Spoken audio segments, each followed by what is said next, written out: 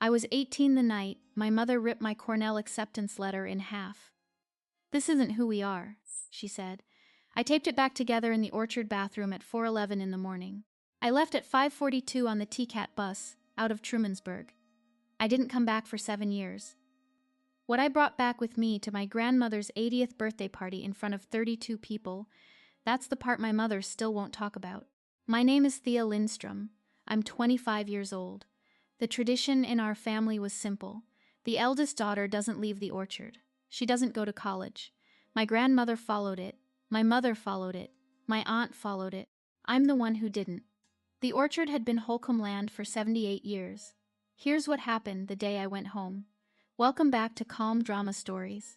This channel is for women who grew up holding the family binder together, who learned to walk out without slamming a door, and who know the loudest answer is sometimes just the engine starting at 5 in the morning.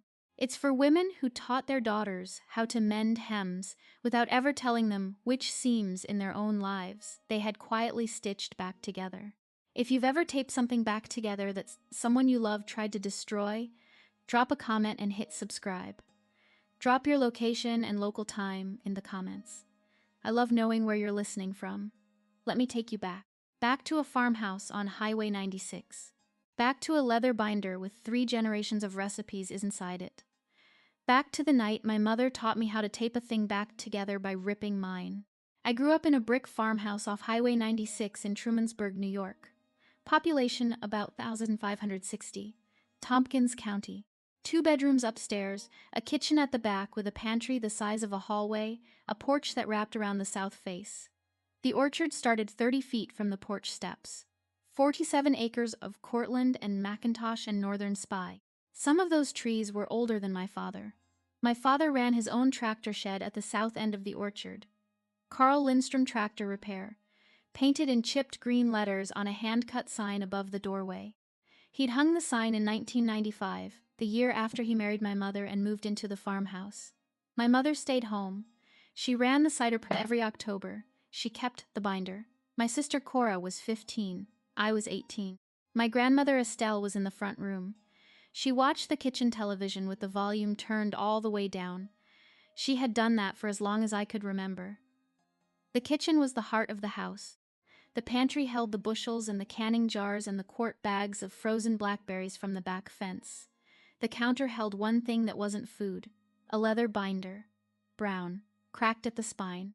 Holcombe Orchards, 1947, embossed on the cover in dark gold lettering that had faded in the upper right corner, where my grandmother's wedding ring had brushed it for 60 years.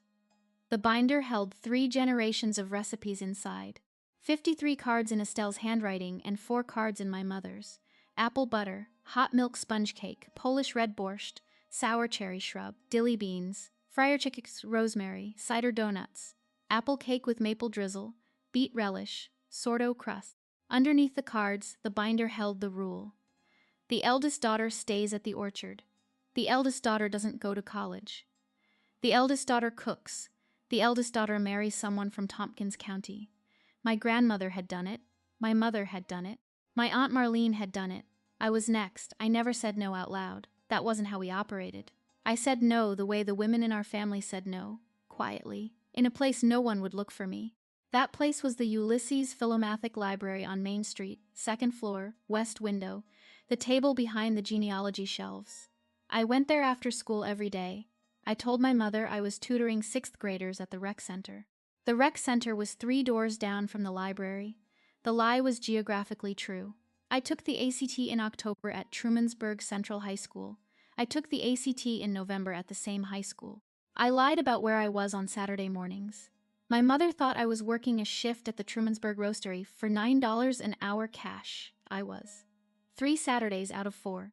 The 4th Saturday I was sitting in the high school cafeterias with a number 2 pencil and an answer sheet. I scored 1540 on the ACT. I scored 34 on the ACT. I told no one. I sent in 7 applications.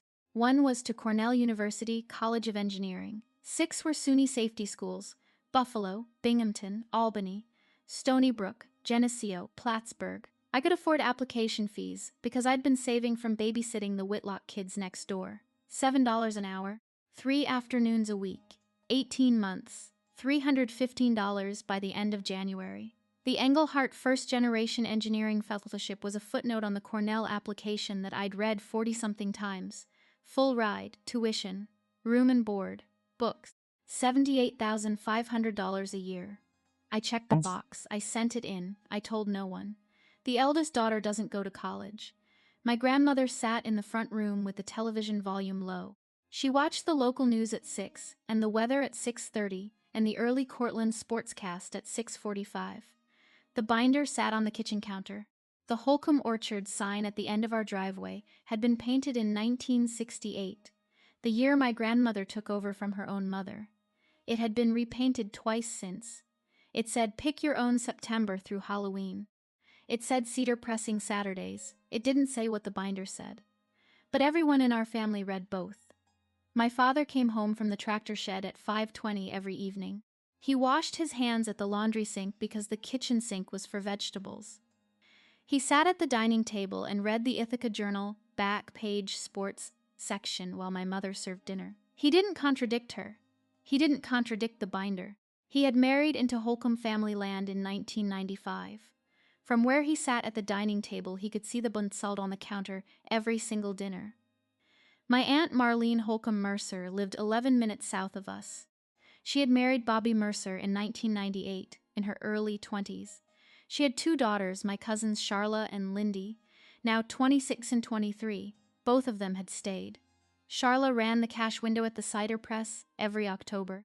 Lindy lived 2 houses down from my aunt and worked the Orchard mail order line. They were the most recent eldest daughter outcome. They were the proof. My mother brought them up almost weekly. My sister Cora was 15. She was the second daughter, which meant the binder wasn't her sentence. The binder was mine. She watched me from the bottom of the stairs sometimes when I came back from the library with a backpack heavier than it had been at breakfast. She didn't ask. She knew not to ask. She had learned the language of our house the same way I had learned it, by watching. The library was 3/4 of a mile from the farmhouse.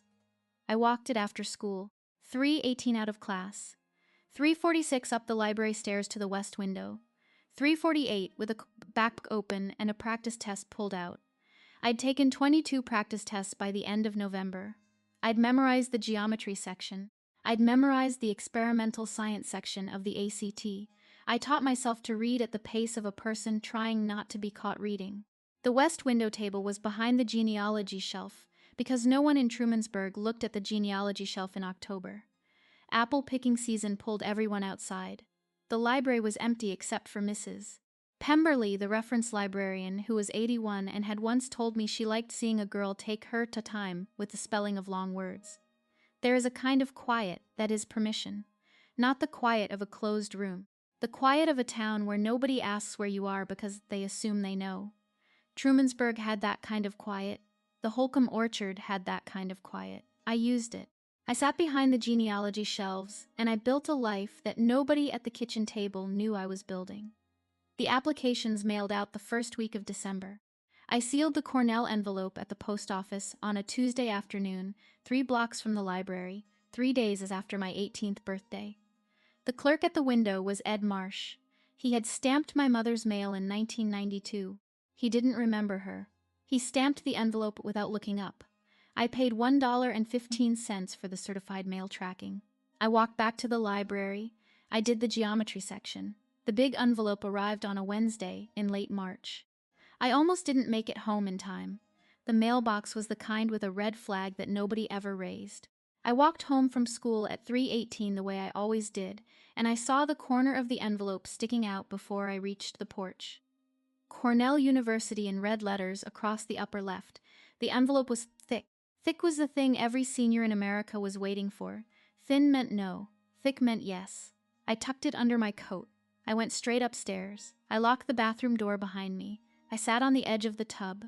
The letter was 3 pages. The first page said, "Congratulations." The second page said, "Full need-based scholarship through the Engelhart First Generation Engineering Fellowship." The third page said, "Housing and meal plan included."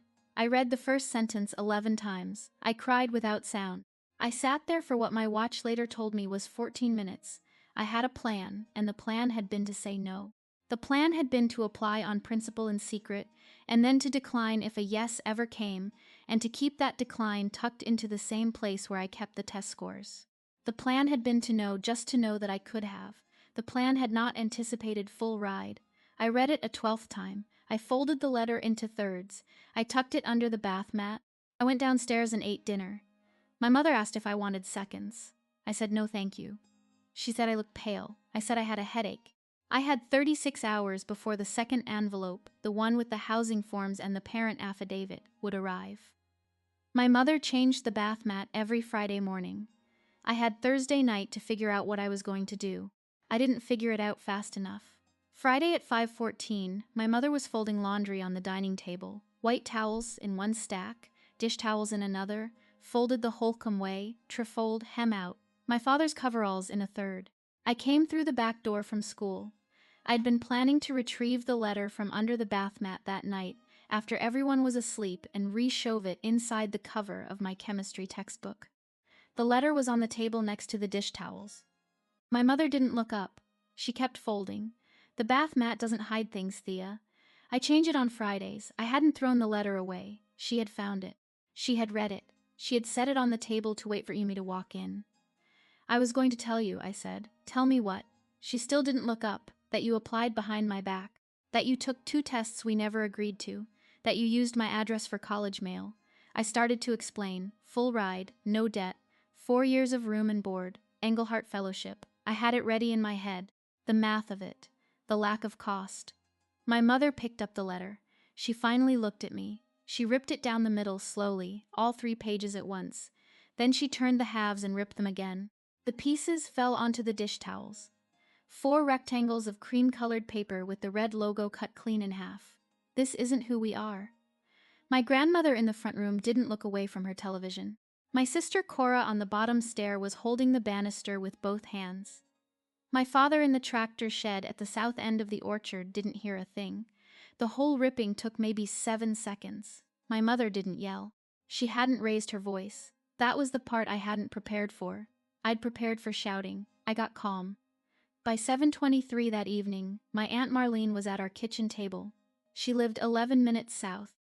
My mother had called her at 5:26, 12 minutes after the ripping, the receiver still warm in her hand. My grandmother had wheeled her armchair into the dining room. My father had retreated to the tractor shed with a sandwich. Cora was upstairs and was not invited. The 4 pieces of the letter were still on the table. No one had moved them. They were the centerpiece. The apple butter biscuits my mother had baked Wednesday sat next to them, untouched. My grandmother spoke first. The eldest daughter stays at the orchard, always has. My Aunt Marlene nodded. I stayed. Donna stayed. Thea stays. That's how it works, I said. Cornell offered me a full ride. My grandmother adjusted her glasses. Then they wasted a letter. I said it again, slower. 4 years tuition free, room and board included, engineering. A career I could build. I had it laid out the way I had laid it out in my head 100 times in the library. My mother said, "Your sister is 15. She needs you here." I said, "Cora will be fine." My Aunt Marlene said, "Your aunt had her chance once." So did your mother.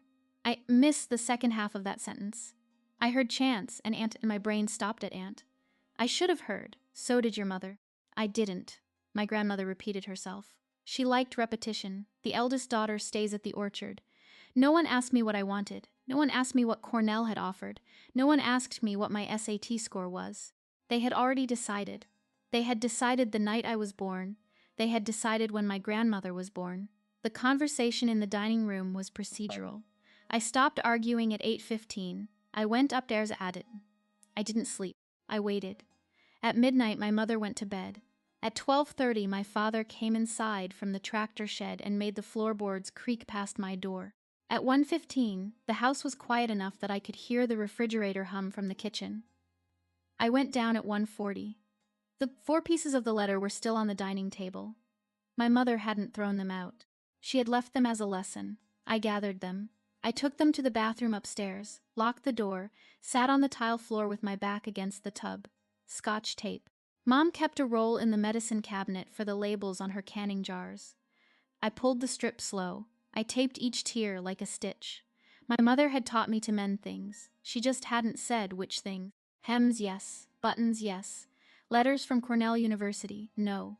The sentence about the Engelhart Fellowship ran across 2 tape lines. I could still read it. I folded the letter into thirds. I put it in the inside chest pocket of my denim jacket, the one that closed. I went back to my room. I opened the bottom drawer of my dresser. $315 in cash, saved from babysitting the Whitlock kids next door. A printed cat schedule I'd downloaded at the library and folded into 8s in October. Route 30, 5:42 a.m., departure from the PNC parking lot on Main Street. I wrote a note for Cora, half a page. I told her I loved her. I told her I'd write. I told her not to be afraid. I told her where the binder was in case anyone asked, which they wouldn't. I slipped the note under her pillow at 3:40 while she slept with her mouth open. I went down the stairs in socks. The light in the tractor shed was on. I had expected it to be off. My father was standing at his workbench. Sleeves rolled, hands greasy, the carburetor from the 1993 Ford pickup that didn't run open on a clean rag. He wasn't fixing it. He was pretending to. He had been waiting. I stood in the doorway with my coat on and my duffel bag at my feet. He turned. He looked at me the way he looked at customers who came to the shop with a problem they couldn't name. He nodded once. "Your mother loves you, Thea, I know." He wiped his hands on the rag. He went into his back pocket and took out his wallet. He counted out 6 20s. He held them out. I took them. $120. He had $120 in his wallet on a Friday after payday, and he had decided somewhere between dinner and 1:40 in the morning to give all of it to me. "For the bus," he said, "and for whatever's after the bus." I put the bills inside my jacket with the letter. He didn't ask where I was going. He didn't need me to tell him. He had heard my mother on the phone with Marlene. He had heard the ripping through the wall.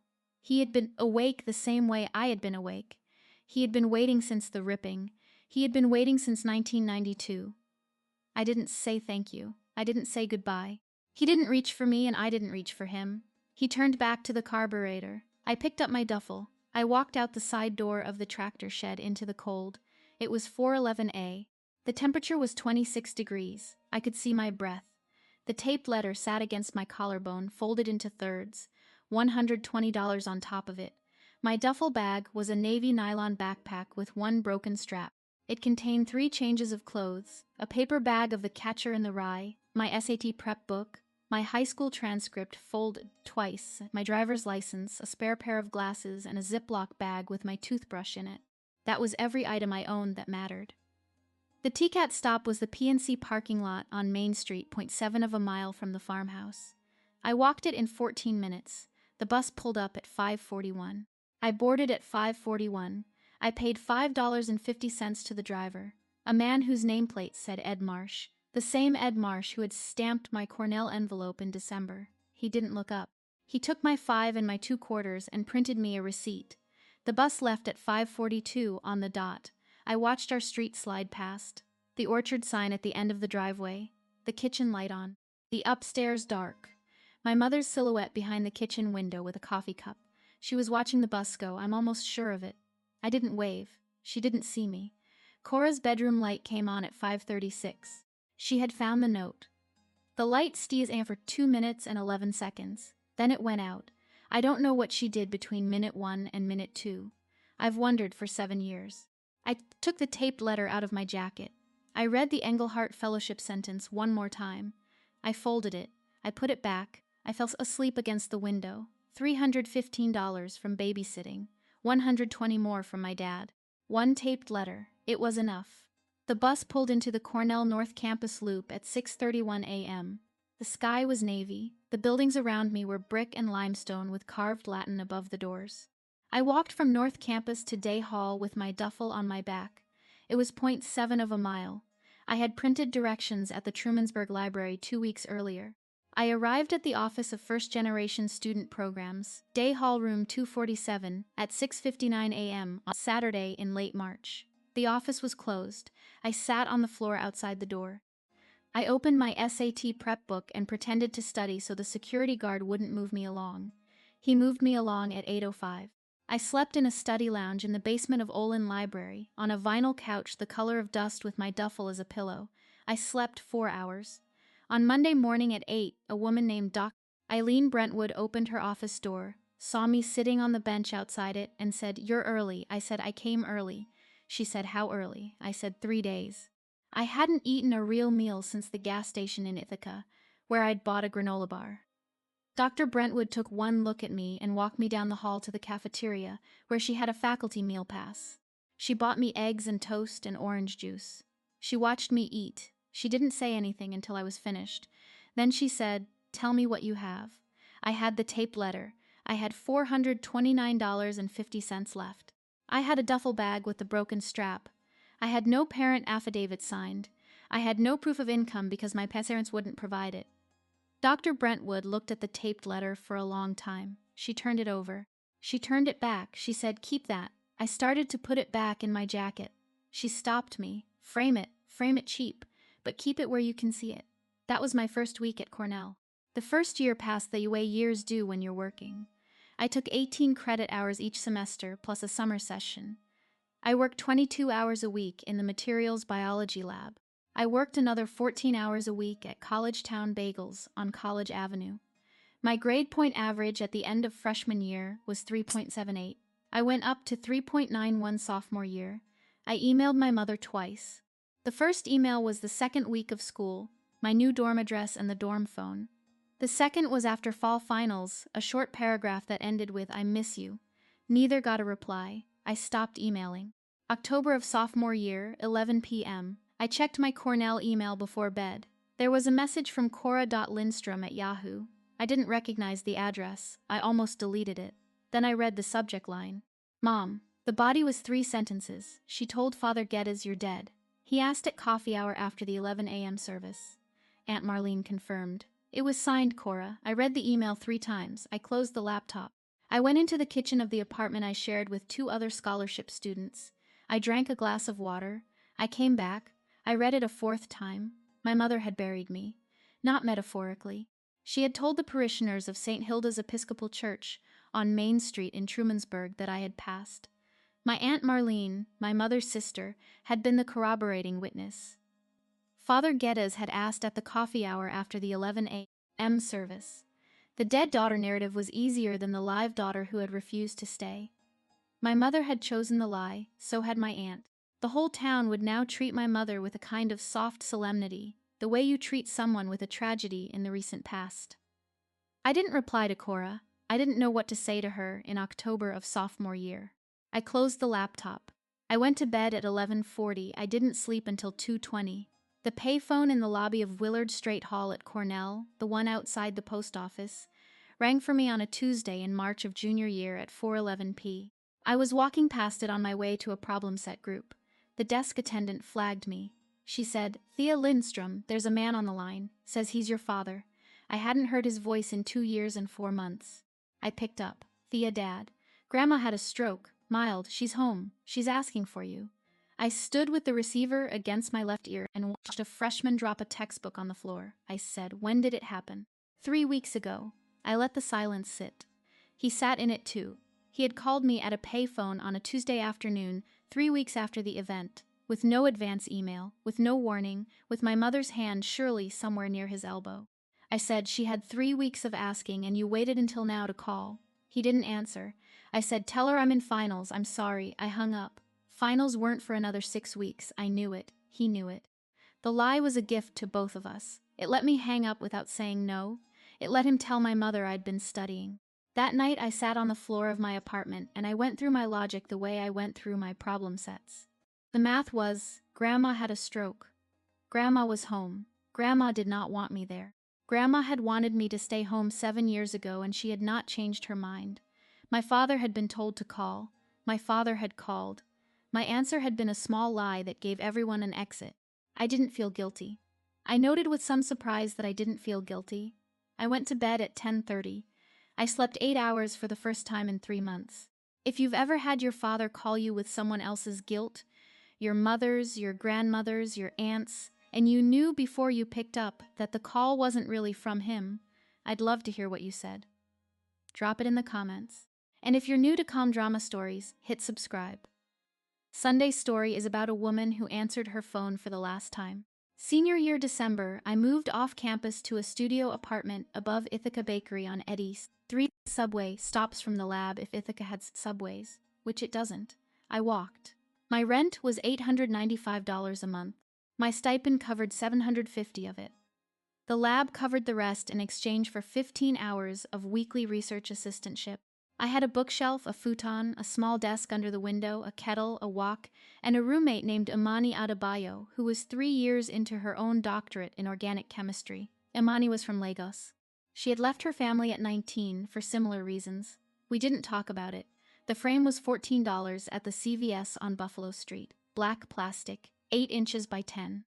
I had carried the taped letter folded inside the cover of my sophomore year organic chemistry textbook for 2.5 years. The folds were soft.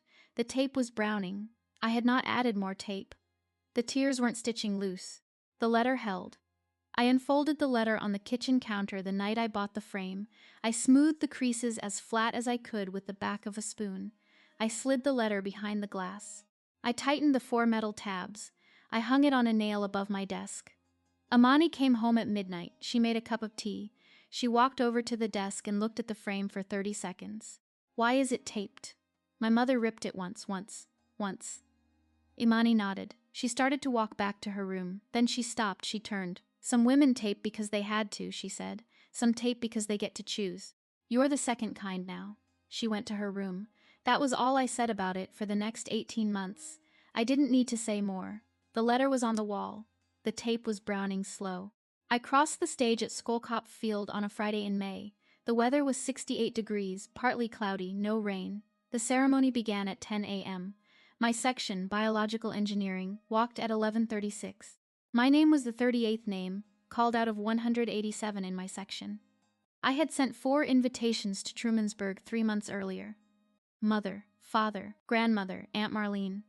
Mother's came back stamped return to sender. The envelope had been opened, the contents read.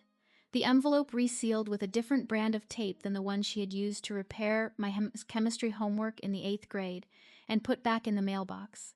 She had taken the time to send it back. She hadn't taken the time to write anything on it. Father's was opened, no reply.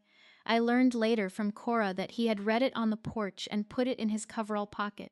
Grandmother's was used as a coaster for her morning coffee. The water ring was on the cardboard backing. Cora sent me a photograph 6 months later. The water ring was perfect, like she'd centered the mug on purpose. Aunt Marlene's was thrown out unopened. I had reserved 4 seats in the family section, rows G through J on the aisle. 3 were empty at 11:26 when the ceremony started. I had hoped, the way you hope for things you know aren't going to happen, that one of them would be filled. Dr. Brentwood came. She sat in the first seat. She wore a navy blazer and she clapped for me when I crossed the stage. The only person in row G who clapped for any single graduate by name. My faculty advisor, Dr. Helen Sundgren, sat in the second seat. Imani sat in the third. The 4th seat stayed empty. After the ceremony, the 3 of them took me out for pho at Saigon Kitchen on West State Street. Dr. Brentwood ordered the rice noodle bowl. We didn't talk about who hadn't come. We talked about my doctorate starting in the fall in Dr. Sundgren's lab. I scanned the crowd at the end. I didn't find her. The package came on a Tuesday in July, my first month as a doctoral student, 2 months after graduation. It was a brown cardboard box, 12 by 10 by 8, the kind you buy at the UPS store. The shipping label was hand-printed in pencil. The postmark was Trumansburg. The return address line was blank. I opened it at the kitchen counter at 6:15 p.m. with a steak knife. Inside the cardboard box was Grandma Estelle's leather binder, the same one. Holcombe Orchard's 1947 embossed across the cover, the leather darker than I remembered, the spine stiffer. I lifted the cover. The recipe cards were still there. Apple butter, hot milk sponge cake, Polish red borscht, sour cherry shrub, dilly beans, fryer chicken with rosemary, cider donuts, apple cake with maple drizzle, beet relish, sourdough crust, 53 cards in Estelle's handwriting and 4 in my mother's. Under the cards, a cardboard separator. Under the separator, lying flat against the bottom of the binder, was a yellowed manila envelope. I sat down on the kitchen floor. Inside the manila envelope, 3 items. The first item was a high school transcript from Trumansburg Central High School, class of 1992. The name on the transcript was Donna Marie Holcombe. Donna, my mother. The grade point average was 3.91. National Honor Society. Senior class secretary. Top 5%. The second item was an acceptance letter from Tompkins Cortland Community College, Registered Nurse Program, Fall Semester 1992. Partial scholarship $325 per semester. Total cost after scholarship $1,340 per semester. The letter was dated April 8, 1992. The third item was the same acceptance letter in 2 pieces, taped back together with brittle yellowed masking tape. The masking tape had cracked along the spine. The 2 pieces were still attached, but the tape had given up sometime in the last decade. My mother had taped her own scholarship letter back together in 1992, and then she had kept it for 26 years.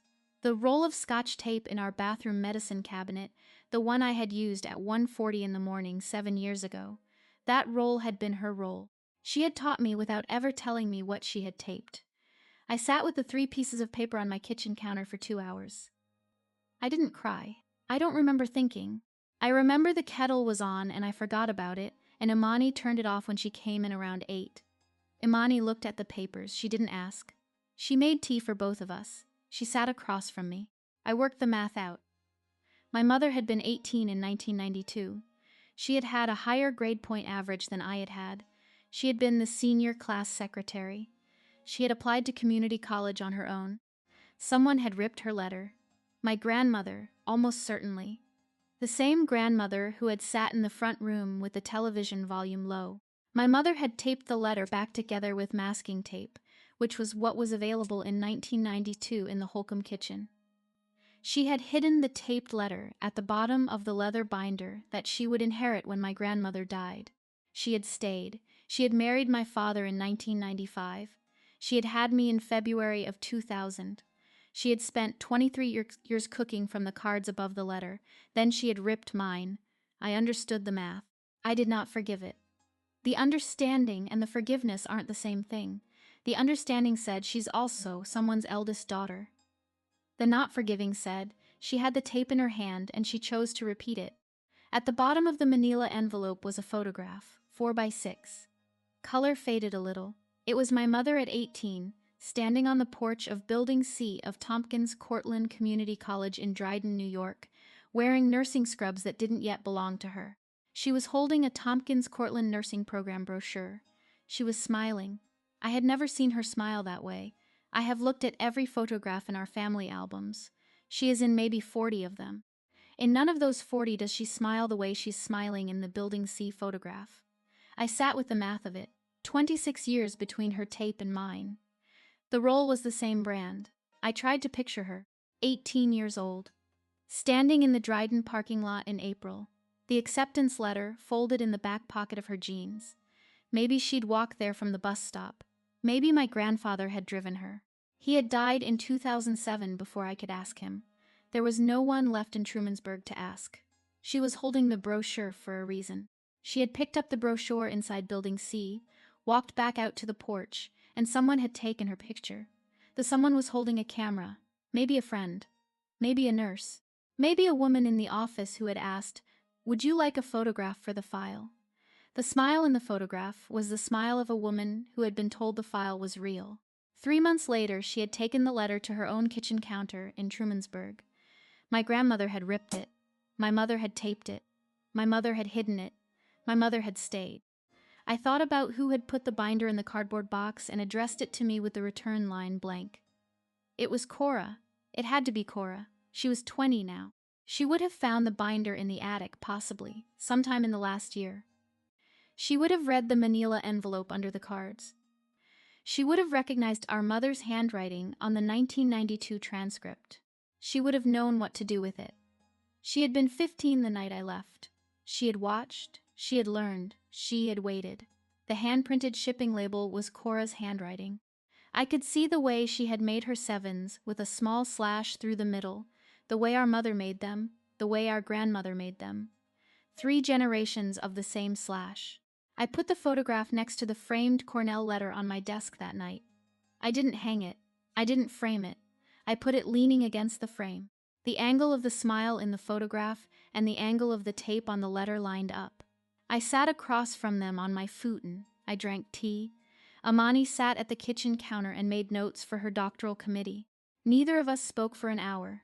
I didn't write to my mother. I didn't call. I didn't send the package back. I didn't put the photograph in a frame and mail it to Trumansburg as a quiet question. I didn't do any of the things I would have done at 21. I was 23 now. What the binder told me, in the language the binder had always spoken, was that my mother had been carrying this for 26 years. She had carried it through her wedding day. She had carried it through my birth. She had carried it through every Thanksgiving and every cider press, and every dinner at which my father had sat across from her and read the sports section. She had carried it on the night she ripped mine. She had taped my letter back together the next morning, in her head, the way she had taped her own, and she had kept the binder on the counter every single day in case someone eventually asked. Cora had asked. Cora had taken the binder out of the kitchen at some point in the last 12 months. Cora had read what was at the bottom of it. Cora had put the binder back on the counter. Cora had waited. And then Cora had sent it to me. She had sent it in July.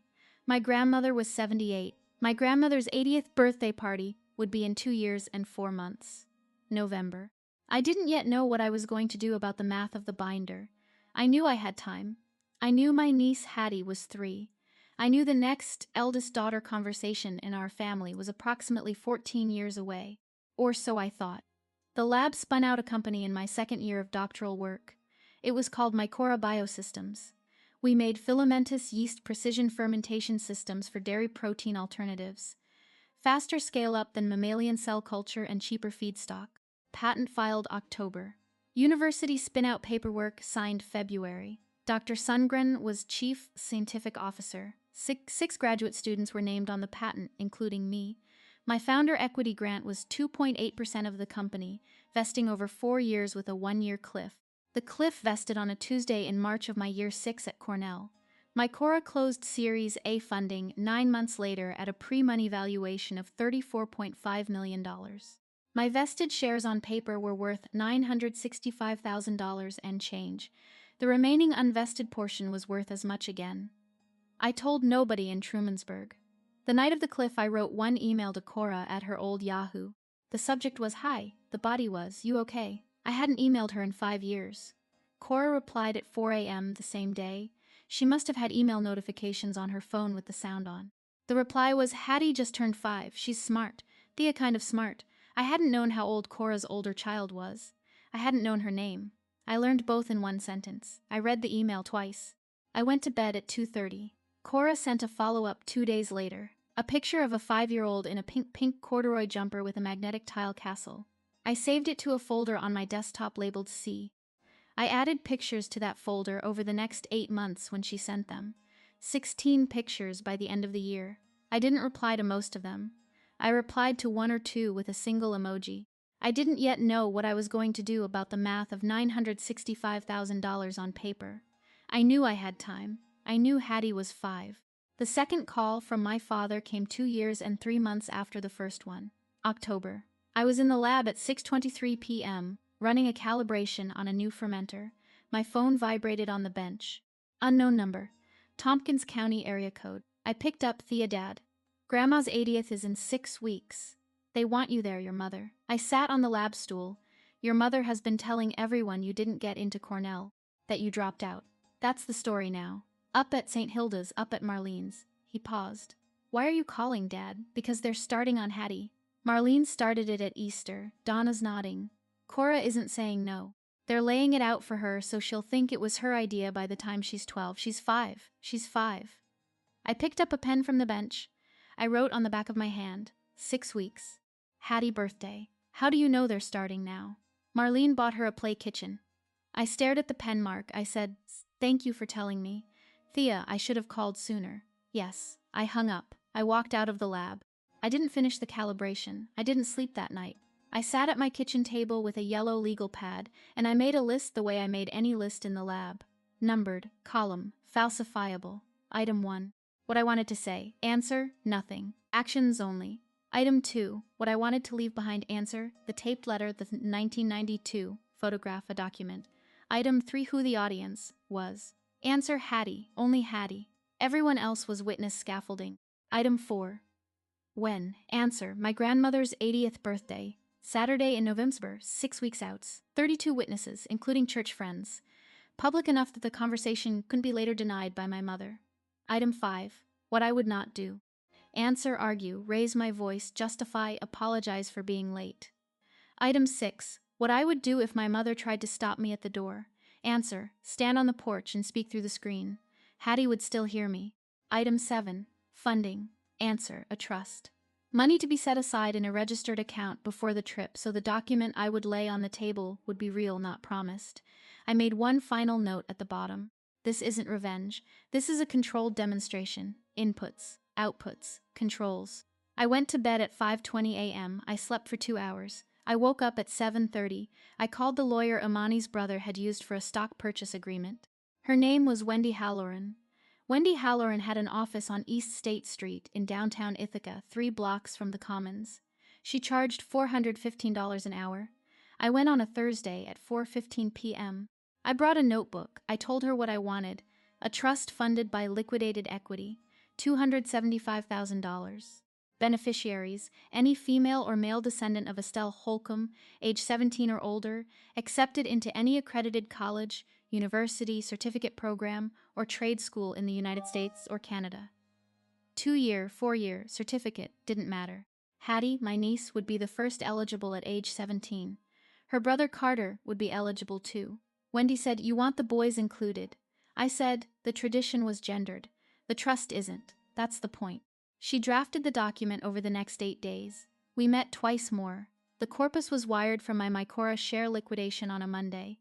The trust was signed and notarized 12 days after our first meeting. Wendy was the trustee. I was the grantor. The instrument was named the Holcombe Hires Education Trust, with a footnote clarifying that it covered all descendants. I kept the Holcombe Hires in the title on purpose. Wendy handed me the signed document in a cream-colored envelope with her firm letterhead. She asked twice if I wanted to add a note for the family. I said no both times. She accepted that the second time without asking again. $275,000 notarized in 12 days. The notary asked me twice if I wanted to add a note. I said no. If you've ever put a sum of money behind a younger version of yourself, a niece, a cousin, a kid down the street, and you didn't ask for credit, I want to hear about it. Tell me in the comments what you set up and why. And if you're enjoying this one, hit subscribe. There's a story coming Sunday about a woman who paid for a stranger's tuition and didn't tell her own family. The Friday before the party, I packed. The briefcase was a brown leather saddleback that Imani's brother had given me for my master's defense, a gift she'd insisted on.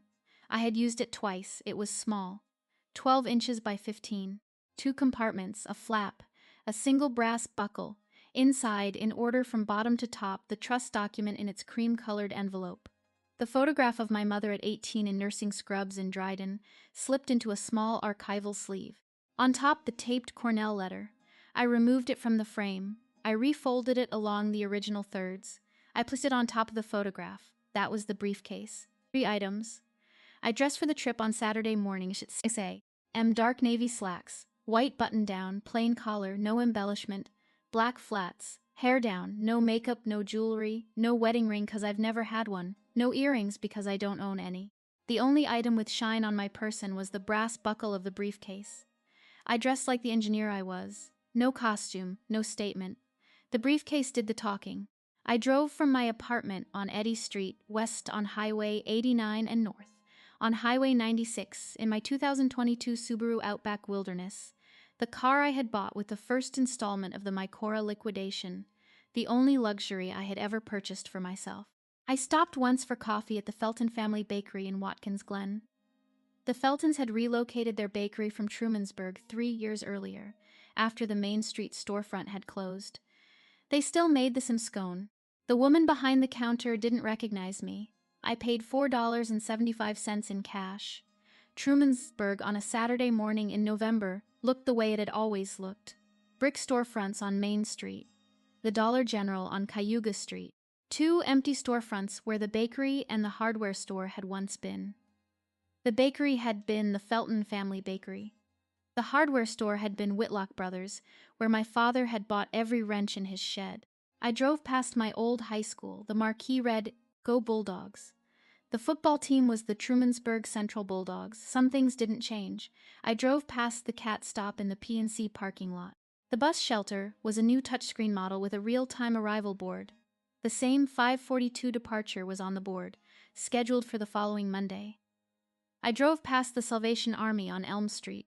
In the window display was a kitchen apron, a yellow and green print, folded over a hanger. It looked like the aprons my mother had worn every Saturday morning of my childhood.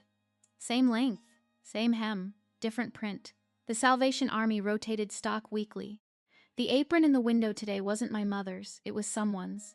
It was someone like my mother's. I didn't stop. I didn't slow down. I drove past the speed limit.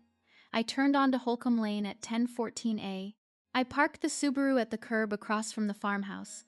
The mailbox at the curb had been repainted forest green. I sat in the car and counted to 100. I walked up the four-porch steps at 10:42 I knocked twice with the back of my middle knuckle, the way my father knocked when he came in from the tractor shed. My mother opened the door at 3/4 width. She was wearing an apron. Same brand. Different print from the one in the Salvation Army window. Her hair was almost half gray.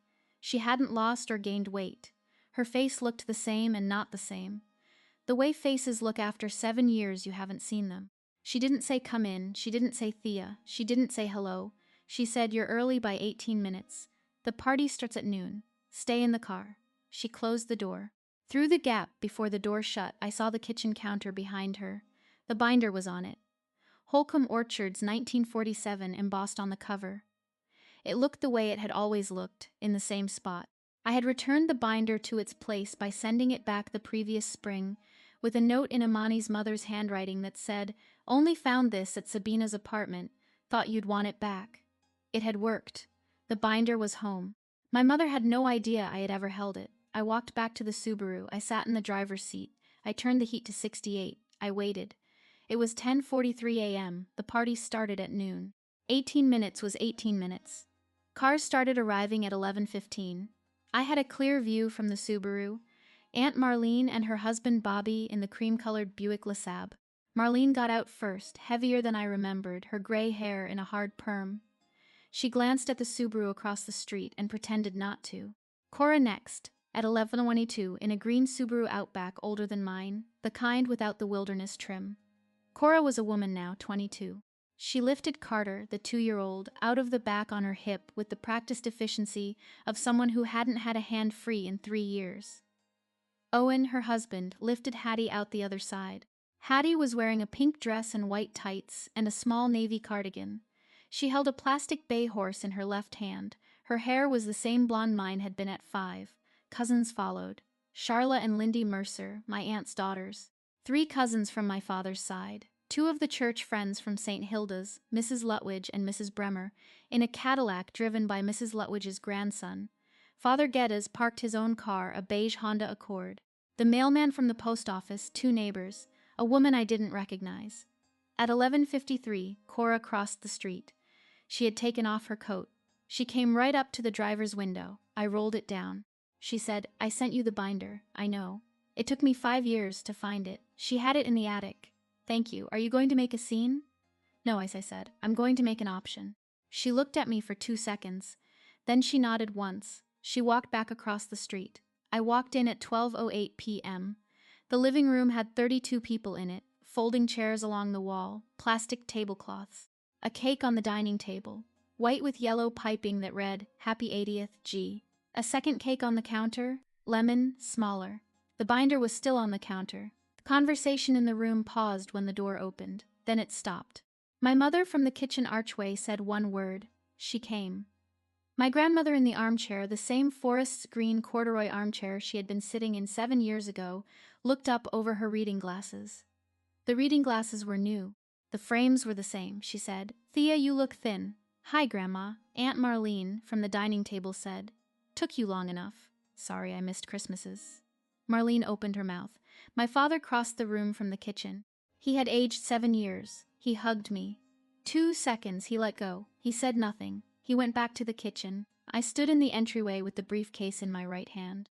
Hattie was on the carpet in front of the television, 10 feet from me, playing with the bay plastic horse. Carter was on Cora's lap. Owen was talking to Bobby. The room remembered how to talk in about 15 seconds. The volume came back up. Mrs. Lutwidge asked Mrs. Bremer if she wanted coffee. I sat down on the folding chair nearest the front window.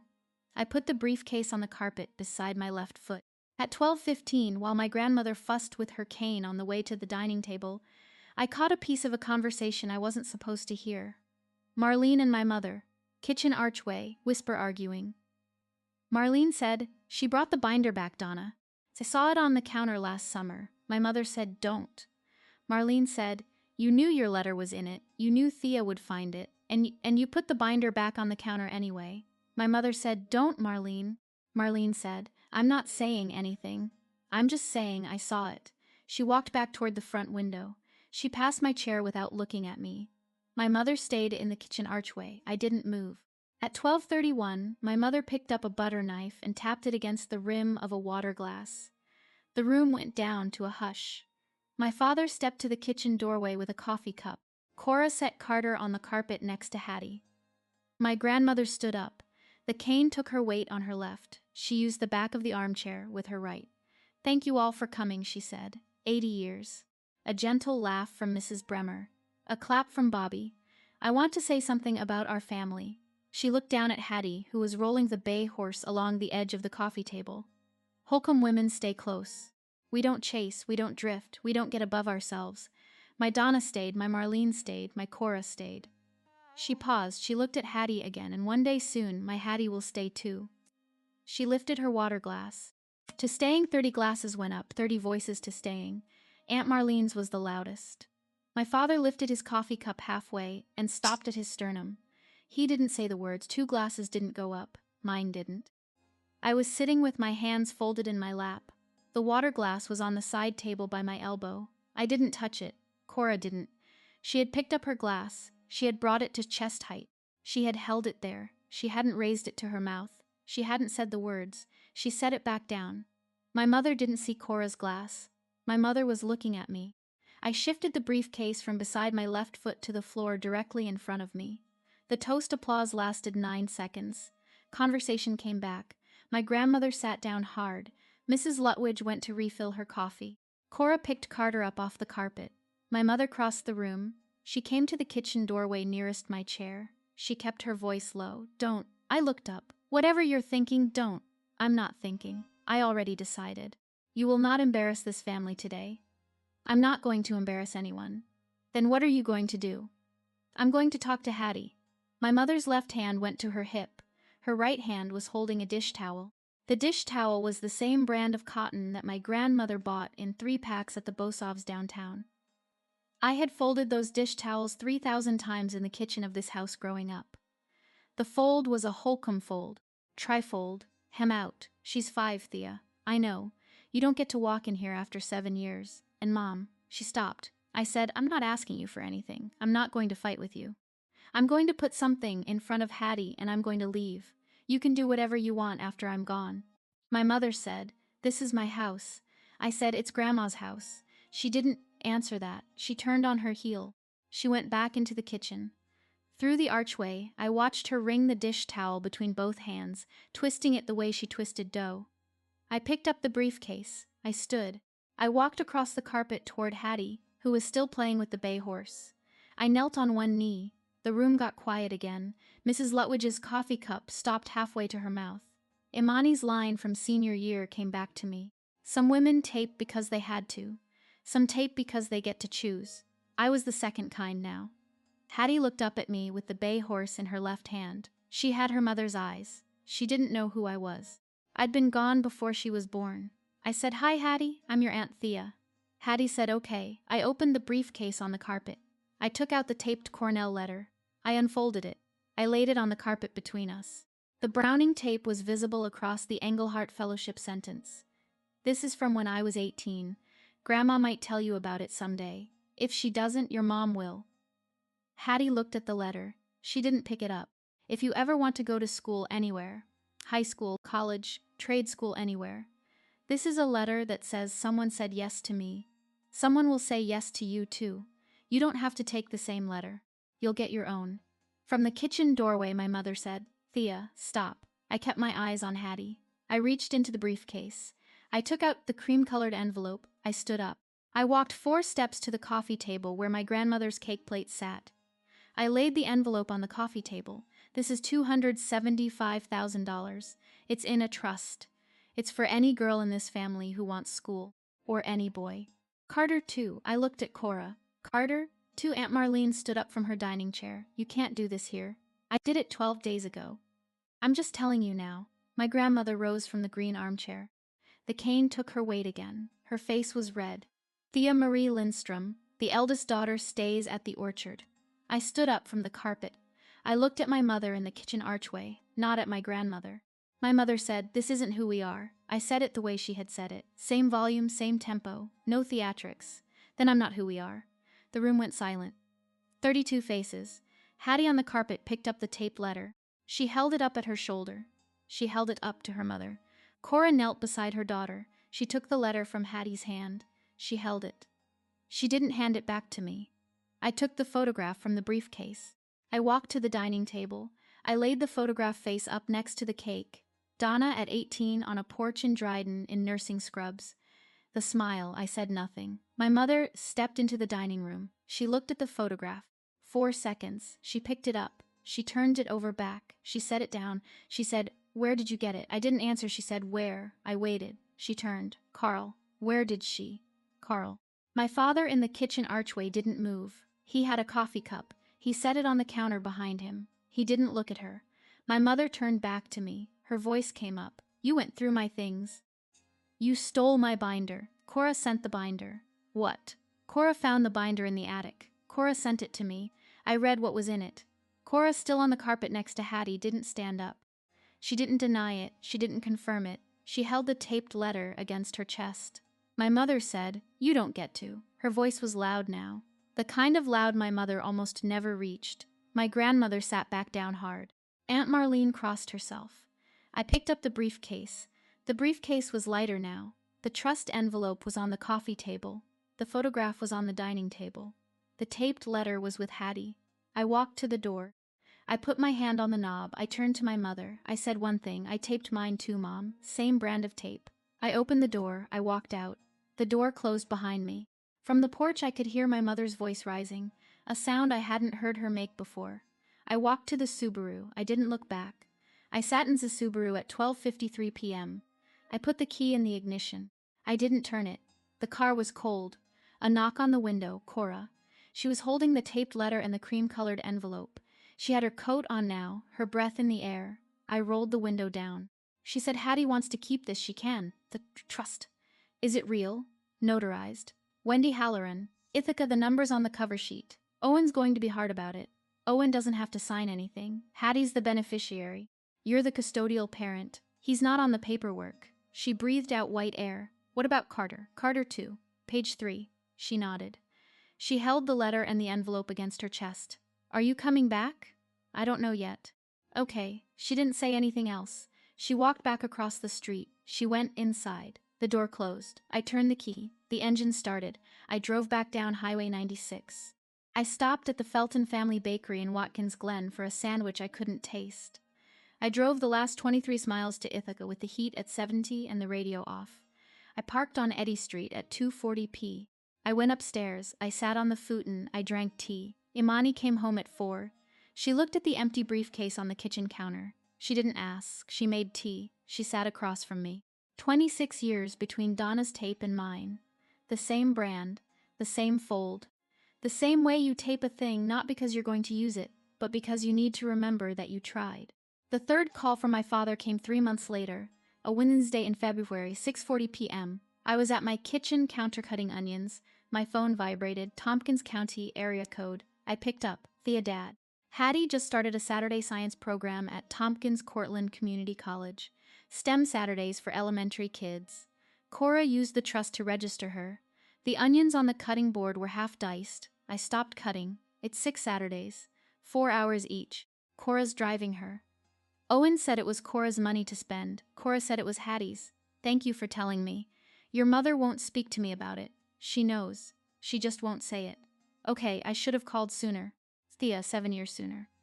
Yes. A long pause. Hattie wants to write. You can Kira send yours. Yes. All right. He waited. I didn't say anything else. He hung up. I went back to the onions. I finished the dicing. I sautéed them with garlic and olive oil. I made pasta. I ate at the kitchen counter standing. The Tompkins Cortland Community College was the school that had sent my mother her letter in 1992. Hattie was starting there at 5. The envelope from Trumansburg arrived 3 weeks after my father's call. Pink paper. Address in Cora's handwriting on the front. Return address in Hattie's kindergarten handwriting. All caps. Backwards Y. Inside, 2 pieces of paper. The first was a letter from Hattie. Crayon. Pink and red. 6 lines. Dear Aunt Thea. Mom said you went to Cornell. I am drawing a building. The building says my name on it. I am 5. Love, Hattie. The second was a drawing. A red brick building. 3 stories. 6 windows. Across the top in red crayon, Hattie. Folded inside the drawing was the original taped Cornell letter.